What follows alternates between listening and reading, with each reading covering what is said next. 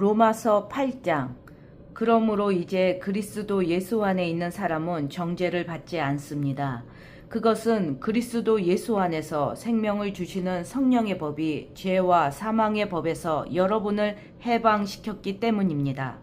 율법이 죄의 본성 때문에 연약하여 할 수 없었던 것을 하나님께서는 죄를 없애기 위해 자신의 아들을 죄 있는 사람의 모양으로 보내심으로써 행하셨습니다. 하나님께서는 죄인들 속에 거하고 있는 죄에 대해 유죄 판결을 내리셨습니다.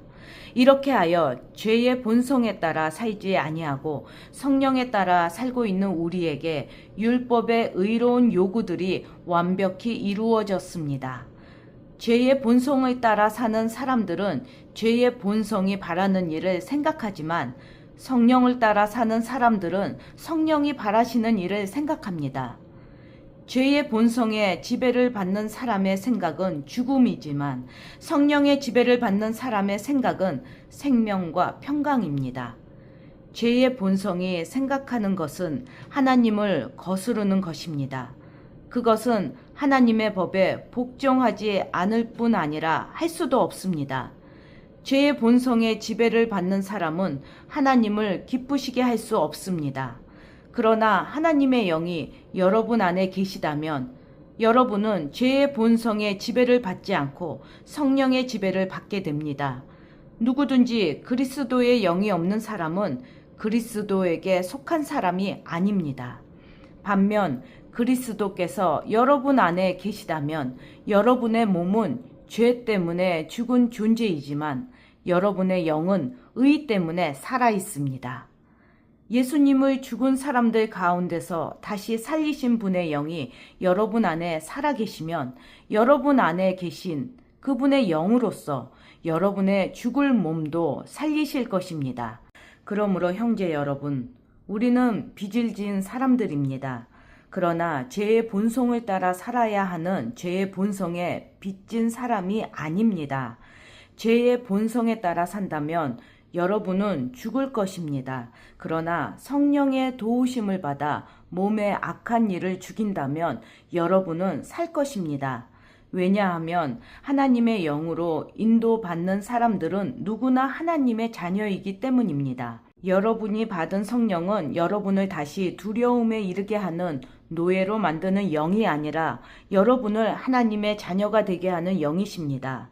그래서 우리는 그 성령을 의지하여 아바, 아버지라고 부를 수 있는 것입니다. 성령께서는 친히 우리의 영과 함께 우리가 하나님의 자녀라는 것을 증언합니다. 자녀라면 또한 상속자이기도 합니다. 우리는 하나님의 상속자이며 또한 그리스도와 공동의 상속자입니다. 그래서 우리는 그리스도께서 누리시는 영광에 참여하기 위해 그분이 겪으신 고난에도 참여하는 것입니다. 나는 현재 우리가 겪는 고난은 장차 우리에게 나타날 영광과 비교하면 아무것도 아니라고 생각합니다. 모든 피조물은 하나님의 자녀들이 나타나기만을 간절히 기다리고 있습니다. 피조물은 허무하게 되었습니다. 그렇게 된 것은 피조물이 원해서가 아니라 그렇게 하신 하나님의 뜻 때문이었습니다. 하지만 소망은 있습니다. 그것은 피조물도 썩어짐의 굴레에서 해방되어 하나님의 자녀가 누리는 영광스러운 자유에 참여하리라는 소망입니다. 우리는 모든 피조물이 이제까지 신음하고 해산의 고통을 겪고 있다는 것을 압니다. 피조물만 아니라 성령의 첫 열매를 받은 우리들 자신도 속으로 신음하며 우리가 하나님의 자녀가 되는 것과 우리 몸이 구속될 것을 간절히 기다리고 있습니다. 우리는 이러한 소망으로 구원을 받았습니다. 눈에 보이는 소망은 소망이 아닙니다. 보이는 것을 소망하는 사람이 어디 있겠습니까? 따라서 우리가 아직 보지 못한 것을 소망한다면 우리는 그것을 인내함으로 기다려야 합니다. 이처럼 성령께서는 우리의 약함을 도와주십니다. 우리는 무엇을 기도해야 하는지도 모르지만 성령께서는 말로 다 표현할 수 없는 간절함으로 우리를 위해 중보 기도를 하십니다. 사람의 마음을 꿰뚫어 보시는 하나님께서는 성령의 생각이 무엇인지를 아십니다.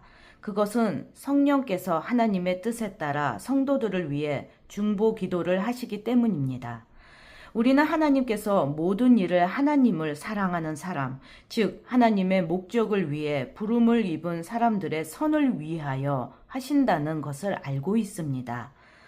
하나님께서는 전부터 아셨던 사람들을 그분의 아들과 동일한 형상을 갖도록 미리 정하시고 하나님의 아들을 많은 형제들 중에서 맏아들이 되게 하셨습니다. 하나님께서는 미리 정하신 사람들을 부르셨고 부르신 사람들을 의롭다고 하셨고 의롭다고 하신 사람들을 영화롭게 하셨습니다. 이 점에 대해 우리가 무엇이라고 말할 수 있겠습니까? 하나님께서 우리 편이시라면 누가 우리를 대적하겠습니까? 자기 아들까지도 아끼지 않고 우리 모두를 위해 내어주신 분께서 그 아들과 함께 우리에게 모든 것을 은혜로 주지 않으시겠습니까? 하나님께서 택하신 사람들을 누가 고소할 수 있겠습니까? 의롭게 하시는 분은 하나님이신데 누가 감히 죄가 있다고 판단하겠습니까? 죽으신 분은 그리스도 예수이십니다. 그분은 죽으셨을 뿐만 아니라 다시 살아나 하나님의 오른편에 앉아 계시면서 우리를 위해 중보 기도를 하고 계십니다. 누가 우리를 그리스도의 사랑에서 끊을 수 있겠습니까? 환난입니까? 아니면 어려움입니까? 핍박입니까? 그렇지 않으면 굶주림입니까? 헐벗음입니까? 위험입니까? 아니면 칼입니까? 성경에 기록된 것처럼 우리는 하루 종일 주님을 위해 죽음에 직면하고 있습니다. 우리는 도살당할 양과 같은 대접을 받았습니다. 그러나 우리는 우리를 사랑하신 하나님을 힘입어 이 모든 것을 이기고도 남습니다. 나는 확신합니다.